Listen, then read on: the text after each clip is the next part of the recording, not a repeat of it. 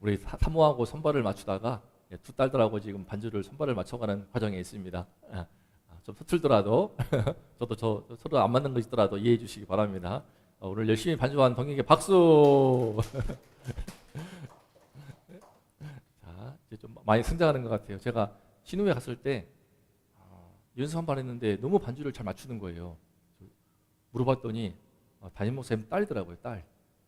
제2호 이사더라고요. 또 따님인데 이사예요. 근데 물어봤어요. 했더니 어려서부터 아빠 개척교 할 때부터 반주를 같이 해가지고 그냥 어떤 상황이 있으니 다 들어갈 수 있다는 거예요. 그러냐고. 어쩐지. 그러면서 우리 두 딸들도 이렇게 잘 함께 하면서 잘하는 모습이 너무나 감사합니다. 그래서 나중에 우리 딸들도 저렇게 되겠구나 싶었습니다. 하지만 그분이 그러더라고요. 근데요, 저는요 어렸을 때부터 새벽기도 너무 싫었어요. 너무 싫었고요. 아빠하고 많이 반발했고요. 옆에 있는 친구가 지금도 너 아빠한테 덤비잖아 그러더라고요. 그래서 보면서 우리 딸들이 더 낫구나 싶었습니다. 자, 우리 오늘 말씀 제목이요, 세베데오 두 아들과 바디메오를 한번 보자는 겁니다. 우리 지난번에 봤습니다. 세베데오 두 아들 이름이 뭐죠? 기억나세요? 세베데오 두 아들 야고보와 요한입니다. 예수님의 넘버 3, 넘버 1은 베드로, 그죠? 넘버 2, 넘버 3가 바로 야고보와 요한이거든요. 근데 그 두 아들들이 예수님께 나와서 기도할 때 하신 말씀과 오늘 바디메오 맹인 거지가 나와 하신 말씀이 같아요. 보실래요? 오늘 말씀의 두 주인공을 비교해 봅니다. 함께 읽어볼게요. 자, 시작. 세베대의 아들 야고보와 요한이 주께 나와 여짜오되 예수께서 이르시되 너희에게 무엇을 하여 주기를 원하느냐 여짜오되 주의 영광 중에서 우리를 좌우편에 앉게 해주소서.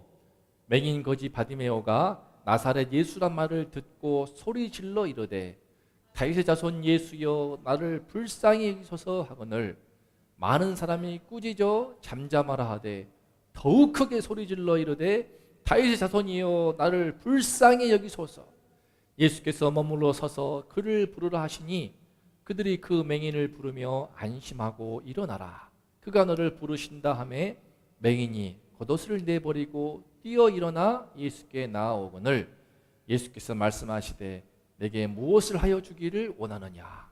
맹인이 이르되 선생님이여 보기를 원하나이다. 예수께서 이르시되 가라 내 믿음이 너를 구원하였느니라 하시니 그가 곧 보게 되어 예수를 길에서 따르니라. 빨간 것이 보이시죠? 세베데오 두 아들에게도 하신 말씀입니다. 너희한테 무엇을 해주기를 원하느냐, 무엇인지 말하라 이겁니다. 동일하게 맹인 거지, 앞을 못 보는 맹인이기 때문에 할 수 있는 것은 구걸해서 빌어먹고 사는 것밖에 없습니다. 이 거지에게 예수님이 말씀하시죠. 너에게 무엇을 해주기를 원하느냐. 똑같이 소원을 말해봐. 예수님께서 소원을 말해보라고 했는데 그 소원의 내용이 무엇이었을까요? 한쪽은요, 예수님과 3년 동안 함께했던 예수님의 넘버 2, 3 가장 아끼는 제자였지만 엉뚱한 소원을 아뢰고 맙니다. 그러면서 제자들로부터 비난받고 손가락질 당하고 공동체의 분열을 야기하고 소위 말해서 교회를 반토막 내버리게 되는 거죠. 세베데오 두 아들들이 뭐 때문에 그렇게 열심히 헌신하고 예수님의 오른팔로서 왼팔로서 충성을 다했는데 마지막 순간에 교회를 반토막 내버리는 이런 사태가 오늘날도 얼마나 많습니까? 그죠? 그 마음의 소원이 무엇이었길래? 근데 엉뚱하게 이 맹인 거지, 아무것도 아니고 빌어먹는 이 거지가 이 마가복음에서 최초로 예수님을 메시아라고 부릅니다. 예수님을 최초로 다윗의 자손, 그죠? 이스라엘 다윗 왕의 후손으로 영원한 인류의 그리스도가 온다라고 하는 그 예언의 말씀을 믿고 있던 유대인들이었는데 유일하게 마가복음에서 처음으로 다윗의 자손 예수여라고 외친 사람이 이 맹인 거지입니다. 눈 뜨고 싶어가지고 예수님한테 그냥 기분 좋으라고 들뜨게 하는 말이 아니었습니다. 과장하는 말이 아니었고 진짜 이 사람은 처음으로 고백하는 겁니다. 베드로가 깜짝 놀라가지고 이 사건을 마가에게 말하였고 마가가 기록한 것이 오늘 말씀인 겁니다. 다윗의 자손 예수여라고 크게 외치는데요. 메시아를 부르는 소리라고 유명한 말씀입니다. 예, 신기하죠. 맹인 거지가 메시아를 불렀습니다. 아무것도 아니고 빌어먹던 사람이고 앞도 못 보는 장애인이고, 지금은 장애인은 좀 불쌍히 여기죠. 이 이스라엘 사회에서는요, 장애인은 하나님께 저주를 받은 것이라고 해서요, 불쌍히 여기지도 않았습니다. 동정하지도 않았습니다. 그런데 이런 비천한 출신이었던 거지 출신이, 빌어먹는 사람이 메시아를 부릅니다. 예수님도 깜짝 놀라가지고 발걸음을 멈추십니다. 이사할 수 있는 것. 예수님은요, 당신을 부르는 소리를 들을 때 발걸음을 멈추십니다. 보세요. 나사렛 예수시란 말을 듣고 소리질러 이르되 다 부르짖으니까 예수님은 그 말씀만, 그 음성을 듣고 멈추십니다. 그리고 이 맹인 거지의 인생 문제를 도와주시죠. 동시에 마가복음서를 통하여서 이 바디메오라는 이름 4글자, 교회 다닌 사람은 다 압니다. 이거 바디메오, 이 4글자를 모르는 성도는 별로 없습니다. 그만큼 유명한 주님의 생명책에 그 이름을 기록해 두었습니다. 이런 사건이 있을 때 우리가 예수를 만납니다. 메시아를 부르는 소리, 내가 불러봐야 돼요. 우리 신이가 초청했던 친구 중에 한 명, 걔가 좀 이제 신이가 나름 착하고, 근데 또 전도해 보려고 약간 저자세로 했는지 그래서 그런지 모르지만 괜히 신이 거 뺏어 먹고 다 먹은 다음에 요구르트 다 줘가지고 안 주니까는 찐친 아냐 그러면서 이런 식으로 자꾸만, 그러니까 신이는 말도 못하고 이러다가 교회 안 나올까 봐 내가 말했습니다. 안 나와도 돼, 괜찮아.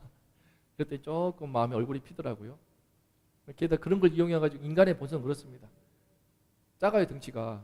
같은 학년이고 같은 반이지만 미래보다 덩치가 작거든요. 근데 사람에게 뭔가 약점이 보인다 싶으면요, 그 약점을 줘가지고 자기를 추락하려 하려는 그 본성이 가르쳐주지 않아도 아이들 다 있습니다. 다 있습니다. 이런 성들이 다 우리 마음가운데는 잡혀 있어가지고, 신이가 나는 조건 없이 친구 사귀고 싶은데 하면서 잘 안 된다고 하면서 어떻게 할지 모르겠다고, 분명히 말도 못한다고 눈물을 흘리면서 막, 제가 볼 때 그동안 초등학교 6학년 될 때까지 키우면서 처음으로 신이가 밤에 엄마 아빠도 모르게 간절히 기도했던 것 같아요. 눈물로 기도하면서, 간절히 기도하면서, 하나님, 제가 정말 자신 있게 그 아이한테 말할 수 있게 용기를 주세요. 저한테는 아무것도 아닌 일인데, 남자라면은 야이 XX 하면서 그냥 막 손가락질 하면서 싸울 수 있겠는데, 착해가지고 말도 못하고 성격이 다 그 모양이에요. 지금 동이나 신이나 미래나 다 닮아가지고 다 그 모양이에요. 다 그 모양이어가지고 착하고 성실한데 말을 못해. 당하고 있어도 말을 못해. 그리고 그렇게 하면 안 돼. 친구인데 그러면 안 됐지. 어렵게 말한 다음에 가슴을 콩닥콩닥 뛰고 있는 것이 딸들입니다. 하지만 이 사건을 통하여서 예수님을 부르는 소리, 다음날 용기 있게 말하는데 그대로 그 친구가 바뀌었대요. 바뀌어서 너무 기뻐하고, 개인적인 기도의 응답이라고 할 수 있겠죠. 예수님을 이렇게 내가 불러야 됩니다. 내가.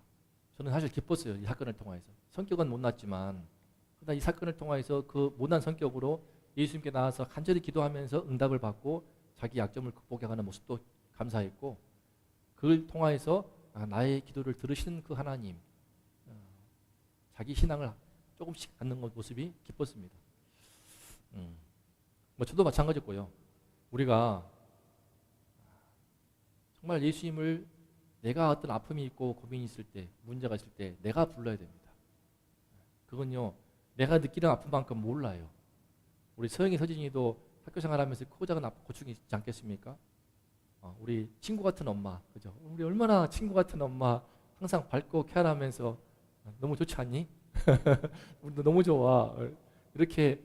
근데 하지만 엄마가 충분히 또 헤아릴 수 없는 그런 아픔이 있지 않겠습니까? 나는 신이가 그렇게 고민이 많았는지 몰랐어요. 막 다음날 막 기뻐가지고 뛰어오면서 아빠 하면서 얘기하는데, 참 그렇게 자기는 마음고생이 심했던 거죠. 우리는 내 마음고생을 다 할 수 없습니다. 사랑하는 남편, 아내도 다 할 수가 없습니다. 근데 그런 내 마음에 문제가 있을 때에 메시아를 부르는 소리 들으십니다. 들으십니다. 제가 처음 부모님 이혼 문제 있을 때 그 부르는 소리 들으시더라고요.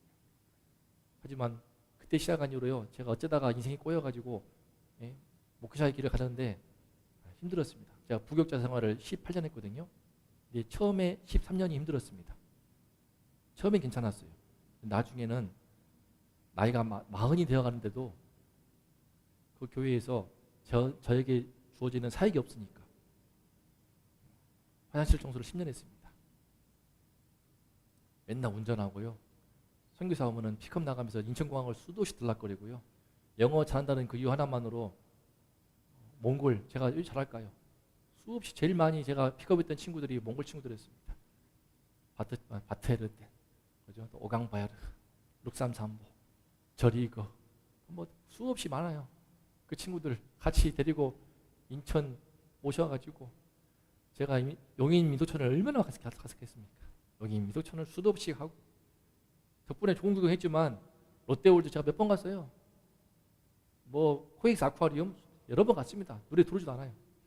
그렇게 하면서 근데 제가 언제까지 나이 마흔이 되도록 저의 기업이 없이 제가 맡은 사역이 없이 이 사람 저 사람 픽업하고 가이드하고 번역하고 학생들 가르치고 설교도 하긴 했죠. 안 해봤자 1년에 한 서너 번.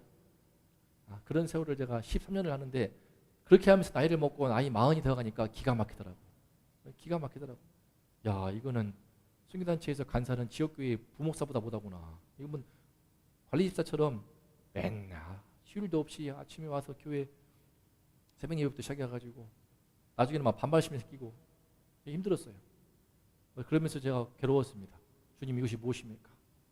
주님 부르심 받아가지고 정말 한 영혼을 섬기는 목회자가 되기를 원하였는데 이거는 뭐 주의 말씀을 증거하는 기회도 별로 없을 뿐만 아니라 이거는 진짜 청소부도 아니고 관리집사도 아니고 관광 가이드도 아니고 영어 번역사도 아니고 좋게 말하면 다 하는 것이지만 내 아이에 정말 맡고 책임을 맡고 담임으로서 하는 일들이 없으니까 제 스스로가 너무 한심했고요. 되게 괴로웠어요.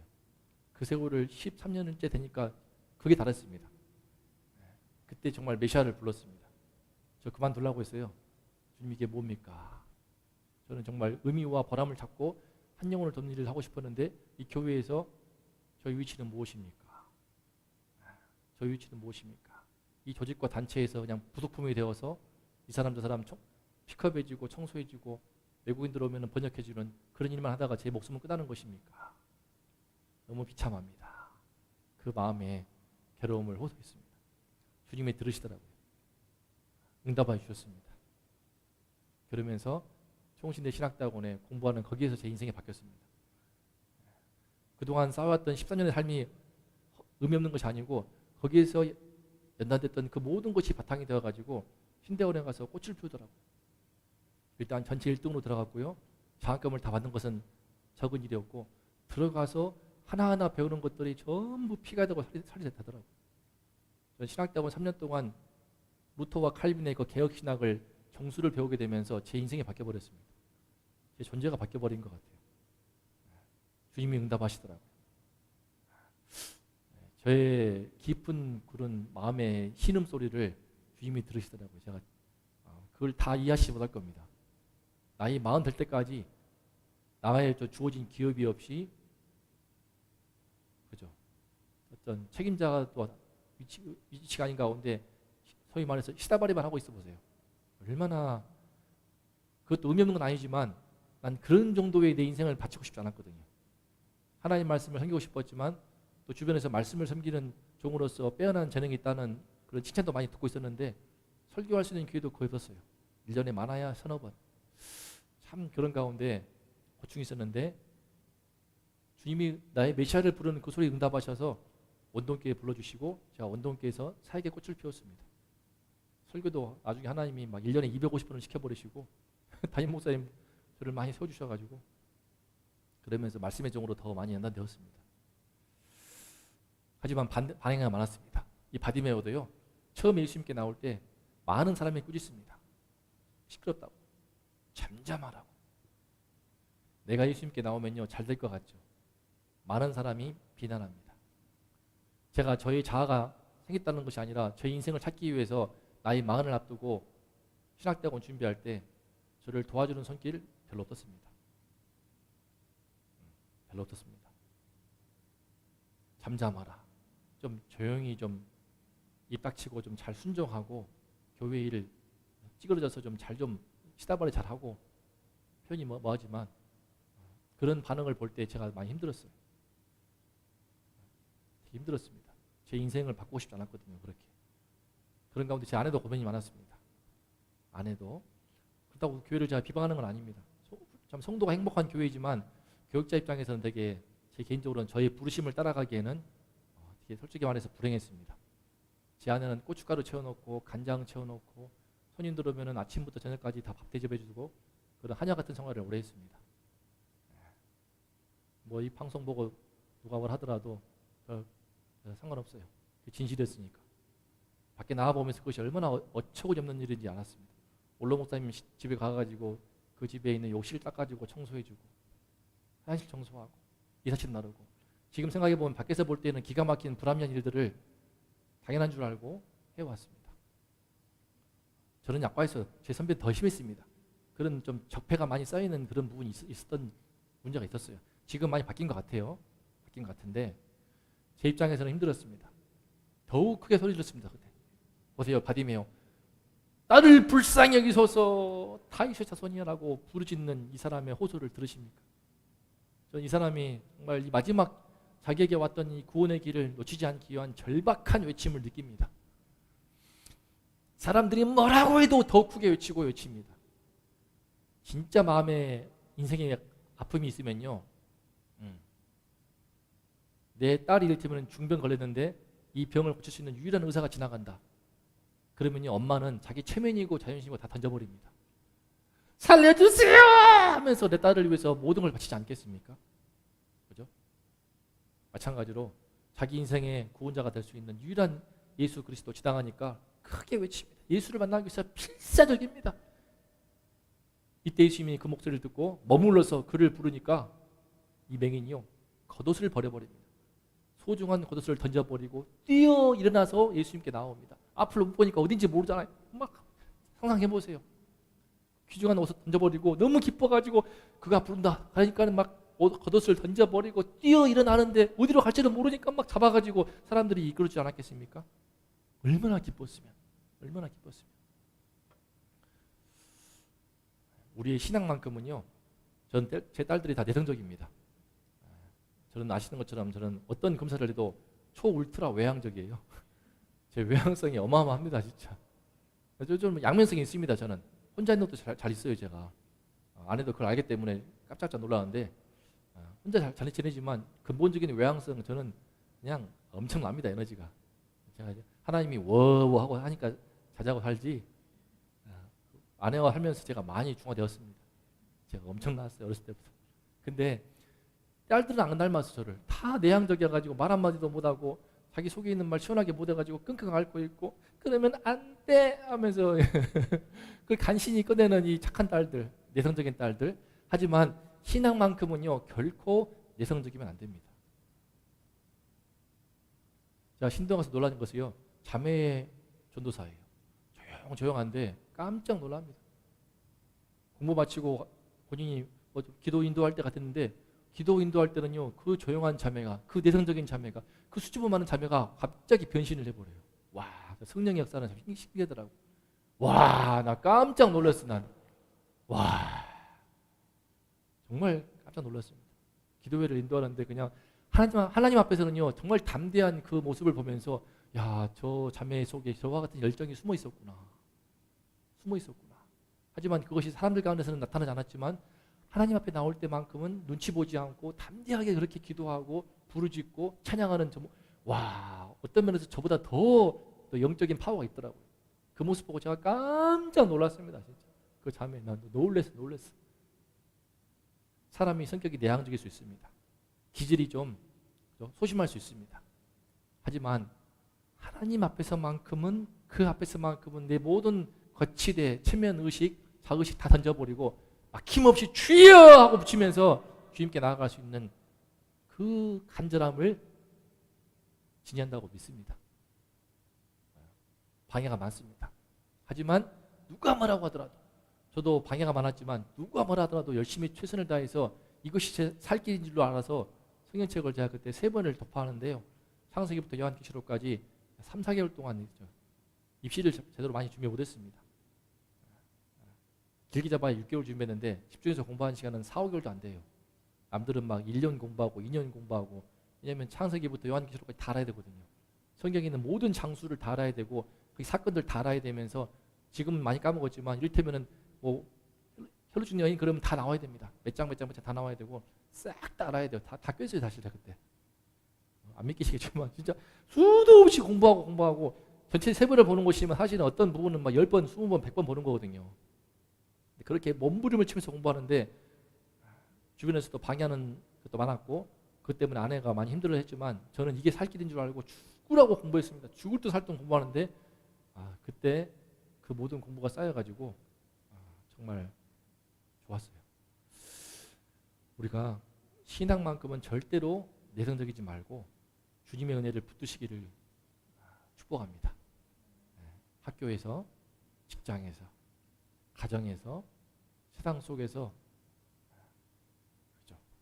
주의 은혜를 붙들어야 할 때가 있습니다. 주님이 지나가신다는 것을 느낄 때가 있습니다. 그때 놓치지 말고, 그 자리가 수련일 수도 있고, 그 자리가 부흥일 수도 있고, 그 자리가 평범한 일상의 예배일 수 있습니다. 그 자리가 평범한 일상의 가정 예배일 수 있습니다. 하지만 그때 내 마음의 모든 그 껍질을 던져버리고 벽을 다 허물어버리고 간절한 마음으로 주님께 나올 때 예수를 만납니다. 그리고 도우심을 받습니다. 기적을 경험합니다. 그런 면에서도 우리 딸들에게도 기대하는 겁니다.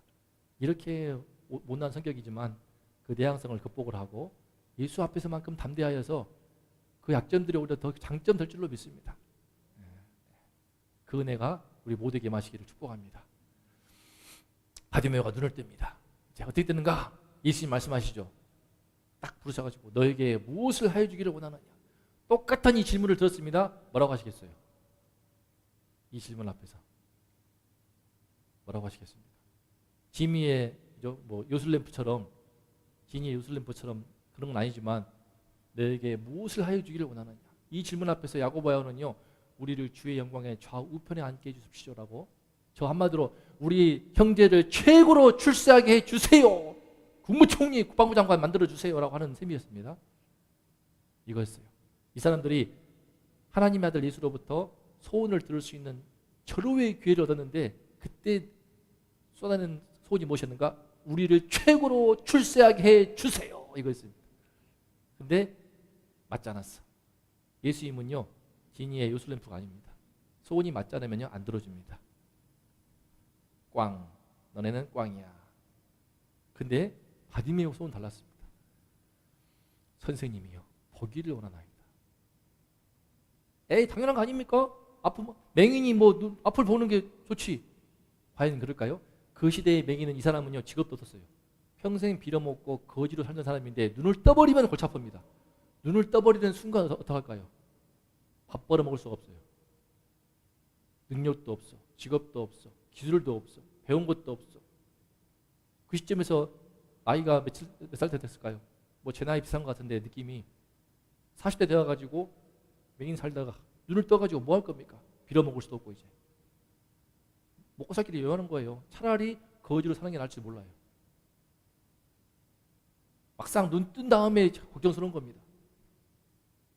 시설에서 살다가 19살 되면 나오게 됩니다. 아이들이, 과온 아이들 나와서 어떻게 할 줄을 몰라가지고 시설비 나올 때 준 500만 원 다 써버리고 스스로 목숨을 끊는 경우가 얼마나 많은지 몰라요. 감당이 안 되니까. 부모가 도와줘도 사회에 자립이 힘든데, 탈북자들 남한 땅에 와가지고 대한민국에서 좋은 것 같았지만 이 치열한 경쟁사회에 파묻혀가지고 다 빈민층이에요. 빈민층. 제대로 사회 엘리트층으로 또는 기득권층까지 아니더라도 자기 자리를 잡는 경우가 별로 없습니다. 다 빈민층 되어가지고 어렵습니다. 이 바디메오. 하지만 다 필요 없습니다. 저는 보기를 원합니다. 맹인에게서 제일 큰 소원은 보기를 원하는 것이죠. 눈을 뜨는 것이 하지 않겠습니까? 하지만 이 소원은요, 놀라운 소원입니다. 아무도 가질 수가 없는 소원이에요. 어떻게 맹인이 눈을 떠요? 지금도 안 됩니다. 백내장, 노내장 치료되지만요, 눈이 멀어버리면 답이 없는 거예요. 아마 1000년 만년 지나보세요. 아무리 과학기술 발달해도 태어날 때부터 눈이 먼 사람을 눈 뜨게 못합니다. 못 떠요. 절대 불가능합니다. 안 돼요. 지금도 녹내장 안 됩니다. 막을 수가 없습니다. 인간의 눈이 얼마나 신비망측한지 장님은 눈 못 뜹니다. 죽어도 못 뜹니다. 현대 과학기술 최고로 발달해도 절대 눈 못 뜹니다. 하지만 바디메오는요, 구약 말씀의 예언처럼 맹인이 눈을 뜬다는 그 말씀을 기대하면서 그분이 온다면은 내 눈을 뜨게 할 것이다 라고 하는 소원을 빕니다. 보세요. 1번 읽어보겠습니다. 시작. 바디메오는 가장 중요한 것이 무엇인지 알았습니다. 가장 중요한 것이 무엇인지 잘 모릅니다. 사람들. 네 소원이 자, 무엇을 하여 주길 원하느냐 그럴 때, 그러면 그 마음 가운데 저 대기업 취업하게 해주세요 할 청년들이 얼마나 많겠습니까? 저 서울 강남 노른자 위 땅에다가 그냥 높은 고층 아파트 얻게 해주세요 라고 말할 사람 얼마나 많겠습니까? 그죠? 또 저 지금 몸이 아픈데요 건강하게 해주세요. 뭐 그것도 좋지만 가장 중요한 것이 무엇일까요? 바디메오는 정말 필요한 것이 무엇인지 알았습니다. 그리고 그것은 오직 예수님만 진짜 구원을 줄 수 있다는 것을 알았습니다. 맹인에게 진짜 구원은 눈 뜨는 겁니다. 눈 뜨는 거. 그러면서 그가 곧 보게 되어 예수를 길에서 따릅니다. 이게 놀라운 일이에요. 보통은요, 눈 뜬 다음에는 마음이 바뀝니다. 암 환자가 병 고침 받은 다음부터는요, 교회 떠납니다. 주변에 많아요. 절실한 인생 문제로 나왔는데 그 문제 해결되면 그때부터 화장실 갈 때 나올 때 다른 것처럼 그 마음이 바뀌어서 교회를 떠납니다. 그러다가 또 문제 빠지면 또 교회 찾아오거든요. 그런 거 말고, 저도 영어를 힘들어하는 친구들 토익을 900점 넘게 줬더니 교회를 떠나더라고요. 또 토익을 잘 맞게 도와줘가지고 대기업 들어가더니 그 대기업에서 연애하다가 교회를 떠나더라고요. 저랑 자취하던 후배였습니다. 떠나더라고요. 그 다음에 이혼한다 만다 막 말 나와가지고 속상했어요. 그렇게 떠났으면 잘 살지. 맨날 싸운대. 맨날 싸우고 이혼한다 하고. 그 아랫집이 주인집 있었거든. 그 주인집을 내가 알거든. 진짜 구원을 경험하면요, 즉시 따를 수 있습니다. 대부분은 예수님을 못 봐요. 예수님이 진짜인 것을 모릅니다. 본인이 진짜 구원 받았으면 이분이 진짜이구나 그걸 경험하고 그분을 따르게 되면 되는데 이게 안 됩니다. 대부분은요, 예수님이 진짜인지를 확인하는 것보다 내가 세상에서 얻고 싶어하는 것을 얻는 수단으로 예수를 이용합니다. 한국교회가 욕먹는 이유는 무엇인가? 예수를 따르는 신자와 이용하는 신자 딱 두 부류입니다. 언제 나오는가? 결정적인 순간에 드러납니다. 예수를 따르는 신자였는가? 예수를 이용하는 신자였는가? 처음에는 같이 성가됐기 때문에 모릅니다. 같이 봉사하기 때문에 모릅니다. 하지만 결정적인 순간에 코로나 시국에 많이 드러났죠. 알곡과 가라지가 많이 구분돼 버립니다. 마지막 순간에, 또 선택의 순간에, 심지어 주의 종도 목자도 열심히 사역해가지고 큰 부흥을 이루었지만 마지막 순간에 예수를 이용한 목사였구나라고 드러나는 때가 많습니다. 예수님이 진짜임을 안다면요, 즉시 그 길에서 예수를 따르는 삶으로 바뀌는 것입니다. 이것이 진짜 어려운 일입니다. 또 무서운 일이고요. 그래서 세베데오 두 아들과 바디메오 차이점 보겠습니다. 먼저 공통점은 둘 다 대단히 열성이 있어요. 그죠? 대단히 적극적입니다. 세베데오 두 아들들은 엄마까지 데려와가지고 예수님, 우리 어머니 아시잖아요. 당신 이모입니다. 이모. 우리 친척이잖아요. 사촌지간인데 좀 잘 좀 봐주세요 라고 청탁할 때 엄마까지 데려올 정도로 대단히 열정적이었어요. 동시에 메시아로 믿습니다. 어떤 메시아인가 문제지만 아무튼 예수님 당신은 이스라엘을 바꾸시는 메시아니까 믿습니다. 하지만 차이점은 큽니다. 첫 번째, 시작. 예수님만이 줄 수 있는 진짜 구원을 구합니까? 예수님만이 줄 수 있는 진짜 구원입니다. 세베데오 두 아들들은요, 예수님이 아니라 로마 총독 빌라도의 빌부터도 됩니다. 헤롯 왕에게 빌부터도 자기들을 추시할 수 있습니다. 정치 권력을 가질 수가 있어요. 하지만 예수님만이 줄 수 있는 진짜 구원이 뭡니까? 창세 이래 맹인이 눈을 뜬 일이 있습니까? 우리 성도님들은, 우리 한 명 한 명은 예수님께 주님이 What do you want? Tell me whatever you want 할 때 뭐라고 답하시겠습니까? 로또요! 하시겠습니까? 자, 예수님만이 줄 수 있는 진짜 구원, 예수님만이. 그게 뭘까요? 저는 뭐 했겠습니까? 제 경우에는 처음에 시작은 부모님 이혼 문제였지만 나중에 제가 신앙생활 하면서 내가 어떤 죄인인 걸 알게 되니까 마음에 죄의식이 많이 밀려오더라고요. 제가 최근 많이 느낍니다. 어렸을 때에 짓궂어가지고 초등학생 때 지금은 아니지만 지금은 성충인데 여학생들 막 아스케이키 하면서 놀리고 막 고무줄 끊고 그런 짓궂은 장난뿐만 아니라 돌아볼 때 제가 참 와 시대가 바뀌어서 그렇지 나 진짜 나쁜 놈이었구나.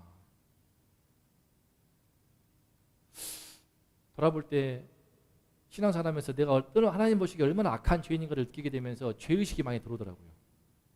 그래서 나의 진짜 모습을 보는 순간 참 죄책감이 많이 들었습니다. 그래서 좀 씻고 싶었어요.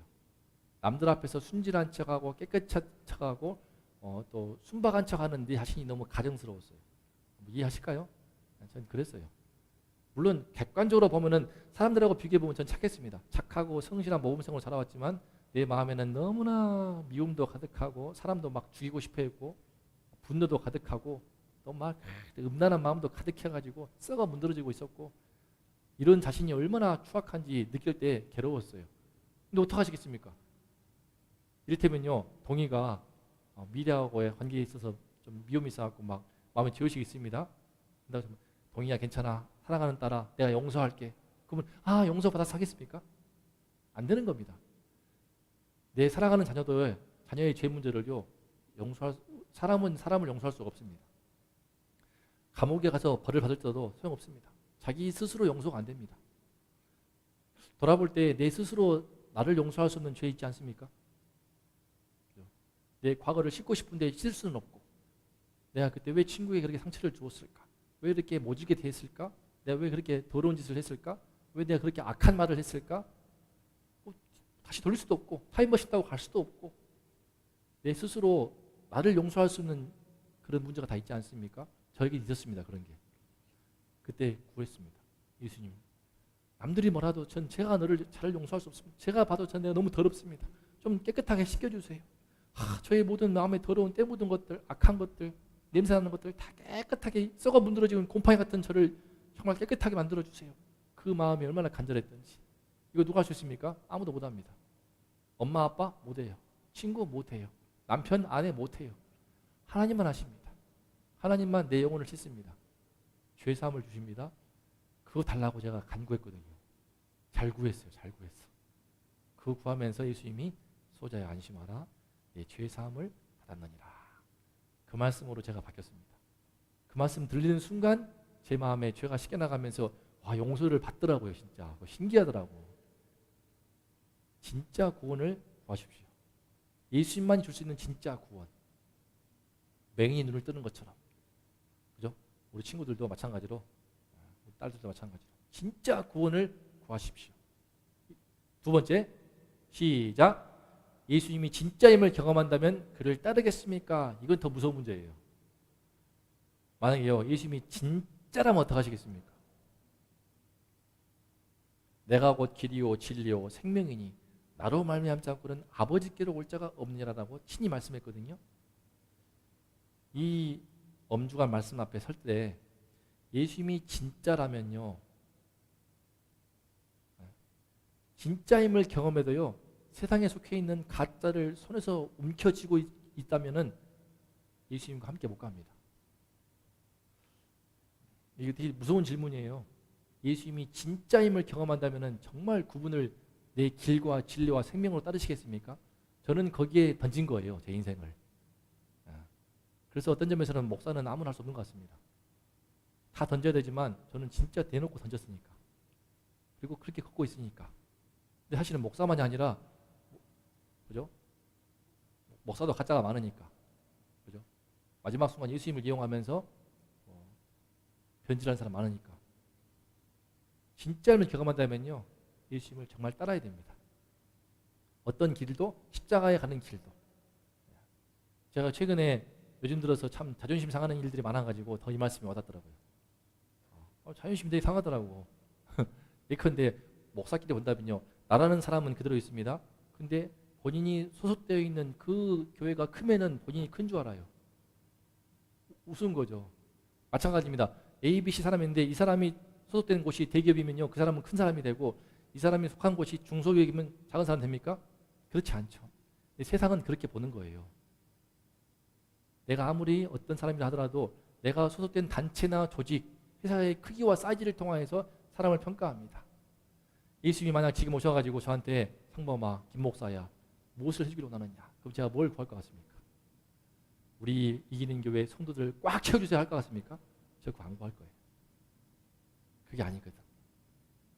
그게 아니거든. 제가 구하는 것은 무엇이냐면요, 저를 통하여서 복음이 막히지 않게 선보들 좀 나타낼 수 있도록 나타내기를 원합니다. 저희 삶을 통하여서 주님의 복음이 막힘없이 나타나기를 원합니다.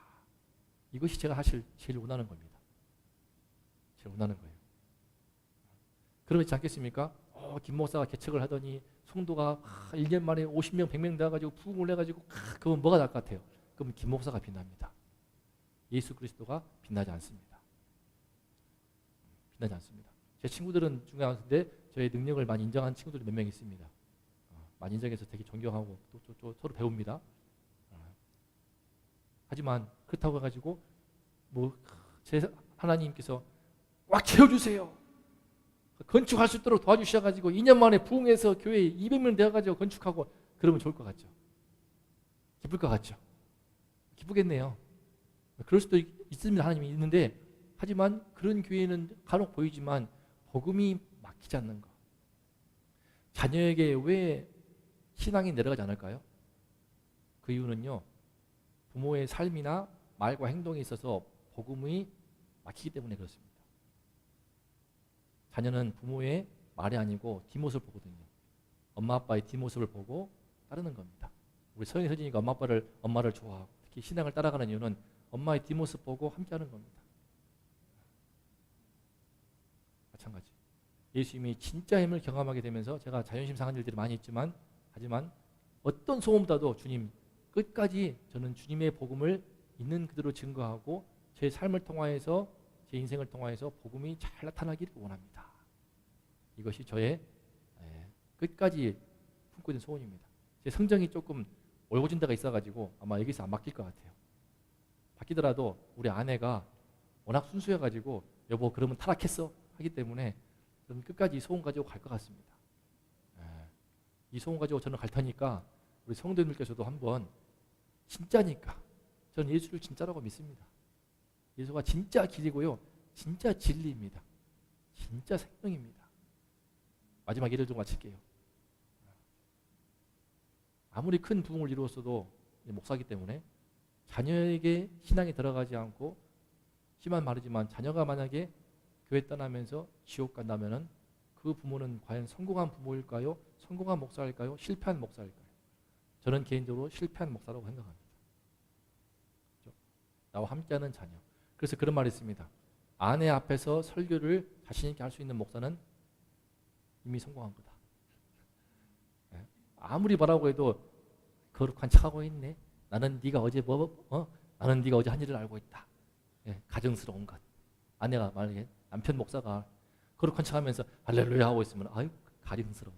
경건한 척하고 있어. 거짓 듣는. 진짜 재수 없어. 그런 마음을 품고 있는 아내가 딱 단상에 보이는데 설교가 되겠습니까? 적어도 그런 면에서는 막힘이 없는 것 같습니다. 그런 면에서 성공한 것 같네요. 마찬가지입니다. 남들은요, 우리 성도님들 가지고 있는 걸 봅니다. 재산을 보고요, 소유를 보고요, 출세에 있는가 안 했는가 보고요, 집의 사이즈를 보고요, 평수를 봅니다. 하지만 하나님은 그런 거 보시지 않습니다. 그런 것으로 사람들은 평가하고 있지만 하나님은 우리 안에 복음이 있는가, 진짜 예수가 있는가, 이걸 봅니다. 이게 빛납니다. 그리고 그것은요, 마지막 순간에 빛나지만 사는 동안에도 빛납니다. 그 가치를 몰라서 그렇지. 제 주변에서도 세 딸들이 전부 다, 자녀 셋이 전부 다 신앙을 다 갖고 부모와 함께하면서 새벽 예배를 함께하고 존다고자 애를 쓰고 그런 모습들을 가진 부모를, 목사를 제가 본 일이 없습니다. 못 봤어요. 못 봤어요. 그러면서 제가 정말 감사해야 되는구나. 우리 이경희 목사님 하시는 말씀처럼 정말 보물이고 보배구나 라고 생각하게 됩니다. 진짜 예수이기 때문에 가능한 일입니다. 진짜 예수를 쫓는 우리 성도님 한 분 한 분 축복하실 것입니다. 우리 모두 함께 진짜 예수를 쫓는 이기는 교회 성도가 되시기를 주님의 이름으로 축복합니다. 네, 기도하겠습니다. 예수님만이 줄 수 있는 진짜 구원을 함께 구하면 좋겠습니다. 예수님은 우리에게 죄 사함을 주십니다.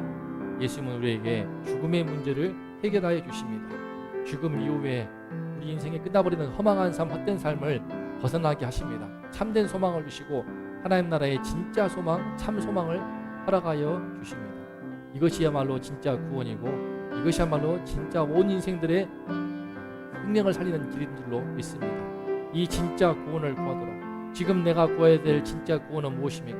학생으로서, 부모로서, 가장으로서 또는 목사로서 우리가 구해야 될 진짜 구원은 무엇인지 바디메오와 같은 그런 주님이 기뻐하시는 소원을 알을 수 있도록, 그래서 주님을 만나서 진짜 예수를 따라갈 수 있도록, 예수가 진짜인 줄 알지만 따르지 않는 성도와 진짜인 줄 알고 따르는 성도로 나누는 것이 인생의 현실입니다. 교회에서 예수를 이용하는 신자가 있고 예수를 따르는 신자가 있는데 우리는 남들이 말하더라도 예수를 따르는 신자가 되어서 길과 진리와 생명을 다 누리는 그 은혜를 달라고 함께 기도합니다. 하나님 감사합니다. 예수님 말씀하셨습니다. 내가 곧 길이요 진리요 생명이니 나로 말미암지 않고는 아버지께로 이를 자가 없느니라. 주님 그 말씀이 맞습니다. 우리 예수님만이 우리 인생의 깊은 죄의 문제를 용서할 수가 있게 되고 내가 나를 용서할 수 있고 내가 나를 이해할 수 있고 내가 나를 다시 받아줄 수가 있습니다. 인간의 심량으로 안 됩니다.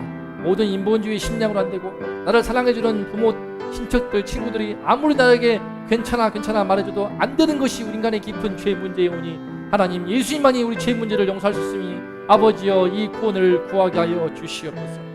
무엇보다도 인생에 다가오는 모든 죽음의 문제, 오늘도 어제 끝으로 살기 원했던 사람들 오늘도 이제 목숨을 끊어지고 내일 또 누가 모르게도 목숨이 끊어질 이 상황 속에서 인생의 죽음에 와닿아 있는데 하나님이시여 죽음의 문제를 깨지 않는 이상은 죽음의 그 이편 너머에 이 사망의 권세를 깨지 않고서는 진정한 구원이 없사오니 하나님이시여 이 구원을 주시기 위해서 부활하신 우리 주님을 만나게 하여 주시고 진짜 예수님 이 주님 이 구원자 예수님을 따르게 하여 주시옵소서.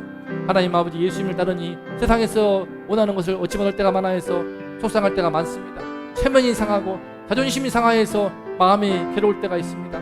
하지만 끝까지 우리 예수님만이 길과 진리와 생명의 것을 알고 알았고 체험하였으니 흔들리지 말고 그 길을 가게 하여 주시고 마지막까지 주님만 바라보고 진짜 주님을 따라가는 가운데 주님이 주시는 놀라운 칭찬과 승리와 행복을 다 누리게 하여 주시옵소서.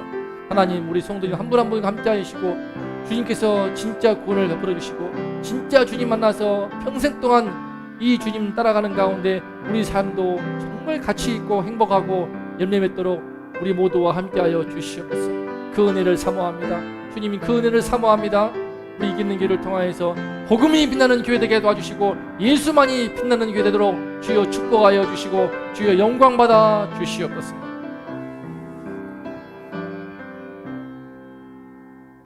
이제는 우리를 위해 십자가에 피 흘리신 우리 주 예수 그리스도의 은혜와 인생의 깊은 죄 문제, 죽음의 문제를 사하시기 위해 해결하시기 위해 당신의 아들을 내어주신 아버지 하나님의 극진하신 사랑하심과 이 엄청난 복음의 은혜에 눈을 뜨게 하는 성령님의 은총이 이 시간 나도 이제 바디메오와 같이 내 눈을 밝히 떠서 주님이 진짜인 것을 깨닫고 주님만 따르는 삶, 복음을 빛나는 삶, 주님께서 칭찬하시고 인정하시며 천국을 소유하는 그 삶을 살기를 사모하며 고개를 숙이신 우리 성도님들과 이 나라 이 민족 위에 이제로부터 영원토록 함께 있을지어다.